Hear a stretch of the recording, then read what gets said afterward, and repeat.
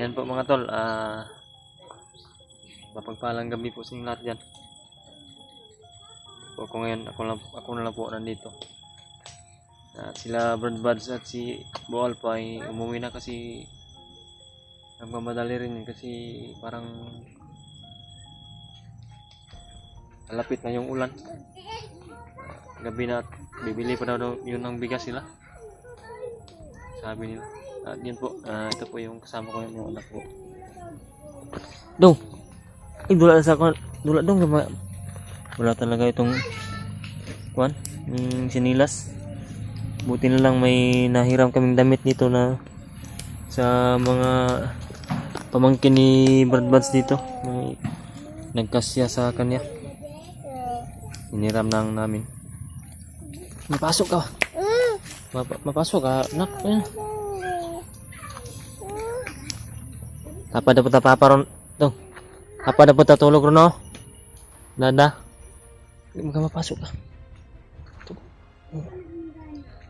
Ito sila dula dito ka. Yan po mga tol, ito po yung hindi ko po tagalalayuan tong anak ko. Mahirap na po. Ngayon sa ngayon na nandito na po sa akin ito. Hindi ko na po ito hayaan na lumayo sa akin. Talagang babantayan ko to. Abot ng aking makakaya.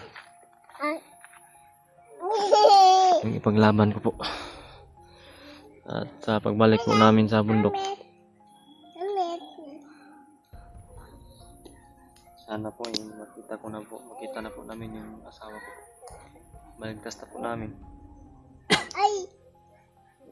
Para mabuo na po yung ulit yung pamilya po.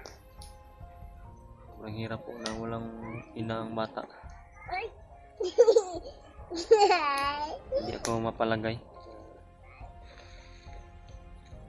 Sobrang hirap talaga. Na makagat ka. May rabbit po pala dito.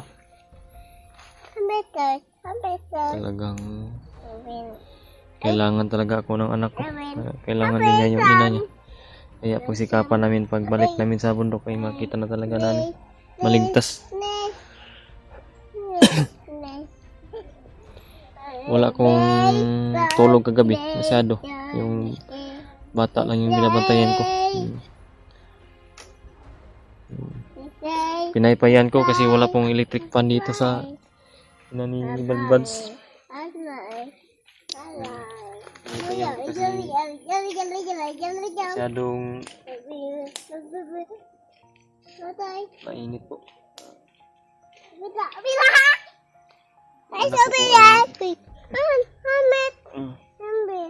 Anak ko po ay sinisingot yung likod, sinisingot pag naghahiga yung walang hangin.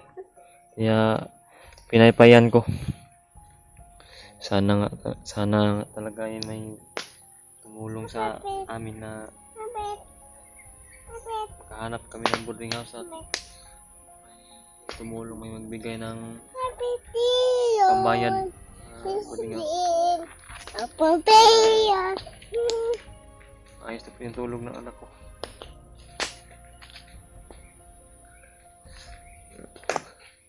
Bilihan ko rin ito ng ceiling fan.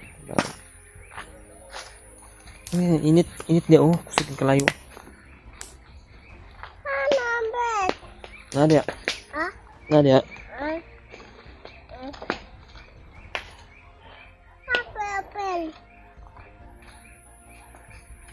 Makagat ka? Ha? Kagat ka.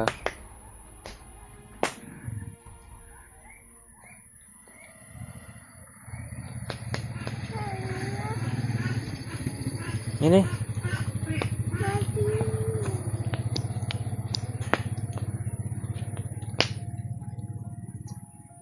Talagang pinakamahirap na sitwasyon mga tol.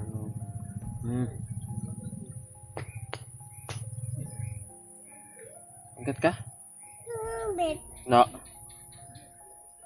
Lagi. Paakan ka ba? Kiss na daw eh. Sorry dada. Yan daw eh. Ako na na lagi.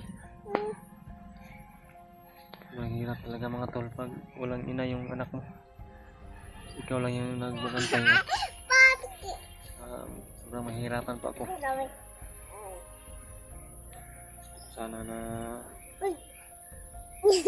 bumalik sa pag-akyat kasi walang kasama yung anak ko.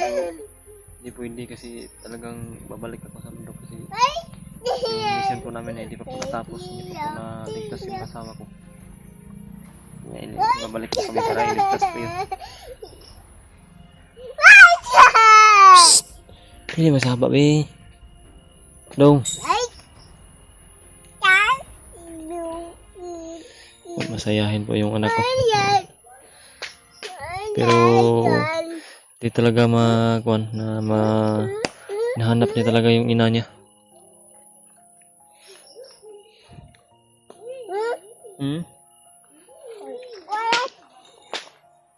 Mga tol, kailangan ko pa po talaga yung tulong ninyo, mga dasalin niyo. Pagbalik namin sa bundok, sana iligtas na talaga namin yung ina niya. Ha? Tita. Itong tita, itong tita ni mo dito. Dito ko. Play mo dito ko. Car. Wala car, palit pata car ha. Palit pata toys ha, car. Boy. Ha? Papi. Papi? Ano papi dia? Papi. Wala talaga itong sanilas, wala kaming mahiram na sanilas to, walang bakante. Bibilhan ko pa muna to ng sinilas. Ikaw, ikaw. Play dito.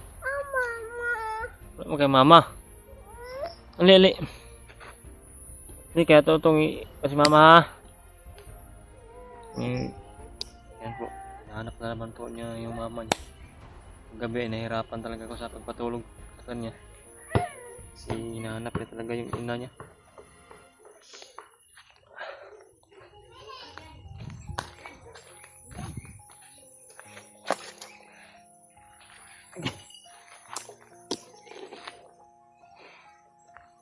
Yan lang po yung hiling ko palagi mga tol. Yung dasal, panalangin. Sana may tumulong, may magbigay ng tulong. Maghahanap kami ng boarding house na may pambayad kami. Hanap na kami ng boarding house na mura lang. Hindi mamahalin, okay lang yung pangsamantala kahit maliit lang. Kami lang naman muna dalawa. Yun talaga yung nasa isipan ko. Sana ay makahanap na kami ng boarding house ng anak ko para pag maligtas na namin yung asawa ko po ay didiretso na po kami sa boarding house. Hindi po kami mahirapan at pagsisikapan ko po sa magkasahod ako. Sikapan ko po na makapagpatayo ng bahay kahit na maliit lang. Ang importante ay masaya, buo at malayo sa gulo, malayo sa kapahamakan po.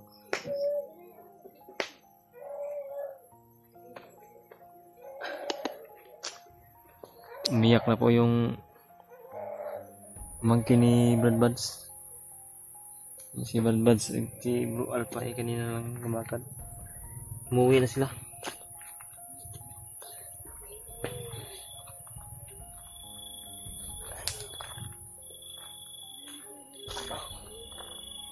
Ang problema po talaga ngayon ay yung anak ko, yung gatas at damit lang. Yun lang yung kulang.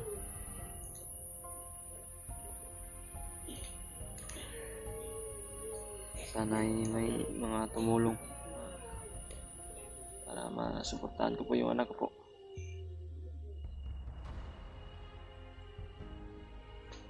Sabi ni Balbads ka nung tatlo o 2 araw lang kami dito at babalik na po kami pag-akyat sa bundok. Yun sabi ko yung mission namin na iligtas yung asawa ko po. Yun lang po mga tol.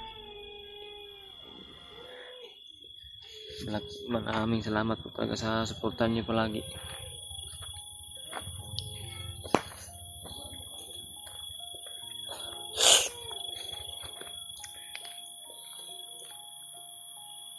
problema po talaga dito sa ina ni Badbad ay ang daming lamok.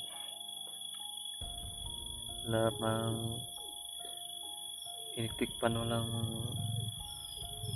paypay. Yan ang yung problema ko talaga.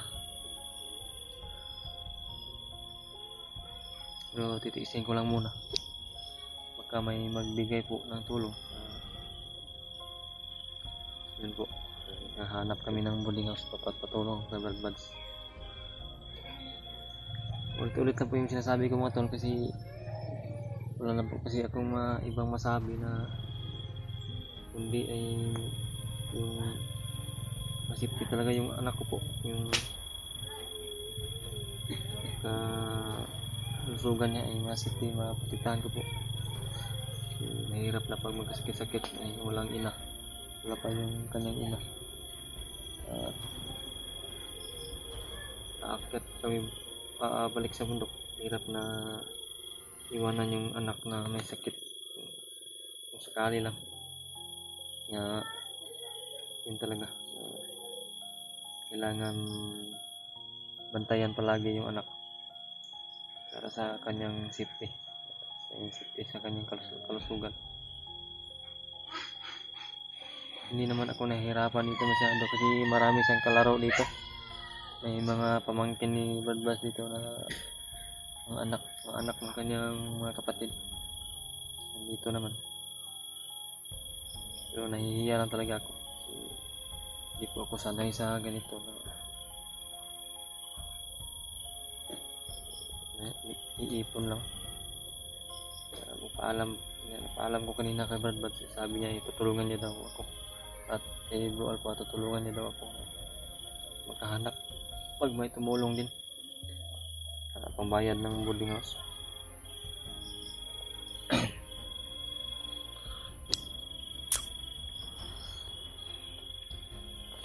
Masyadong madilim dito pero wala kasing kuryente dito mga tol. Solar lang yung gamit dito, walang kuryente pa dito. Daming lamok dito, kinakagat nga ako.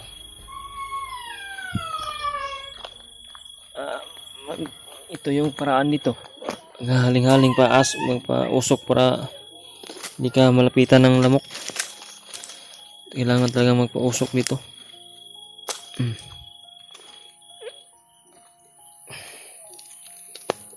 Pa-usok tayo mga tol para hindi tayo kagatin ng lamok.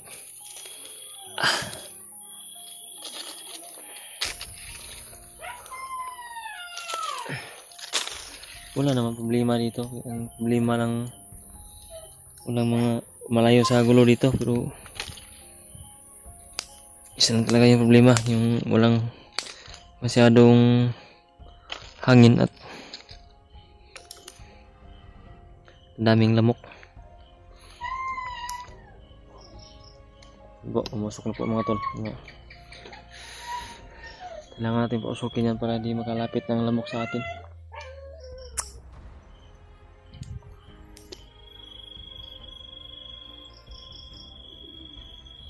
Yung anak ko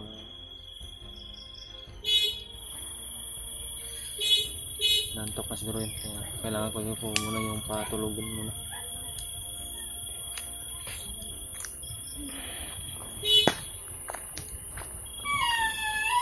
Ito yung usok, dito tayo para hindi tayo lamukin, kalapit yung mga lamok. May motor na dadaan siguro, sumigil bato. Hindi po tayo magtagal sa ngayon mga tol ng video.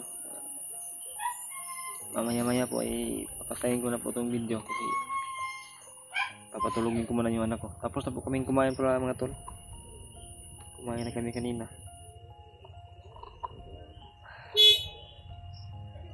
Nag-video ko para sa pag-update po.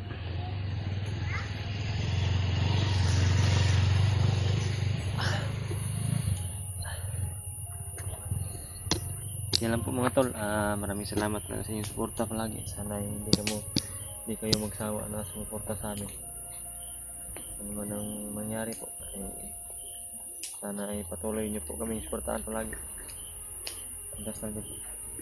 Maligtas ko po yung asawa ko po sa mudas pagbalik namin sa pag-akyat. Yun lang po mga tol. Maraming salamat talaga sa inyong kulang sawang po suporta po.